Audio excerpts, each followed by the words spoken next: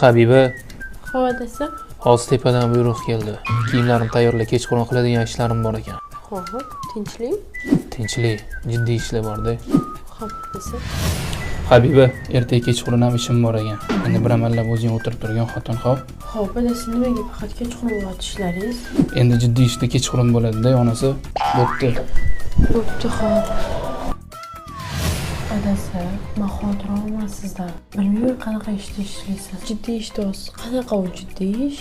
Ana chet ellik kinolarni ko'rganmisan? Qayerda nima ish qilishini borki sir saqlab, o'zi haqidagi ma'lumotlarni aytish mumkin emas bo'lgan ishlar bo'ladi.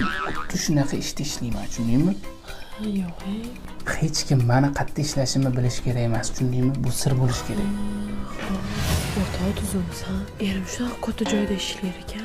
Uni e'tibor bo'lmas ekan. Aloykam yaxshimisan? Va pochchang qayerda ishlashi rosa qiziqyotding-ku. Ha, menimcha prezidentlar yonida ishlaydi-yu. Oyi, kuyovingiz bor-ku, menimcha katta ishga o'tgan-u. Ha, faqat hech kimga aytib qo'ymang, xo'p, yaqinda borib ketamiz. O para keldi, qara, para. Adamga qarang. Daldayim bor.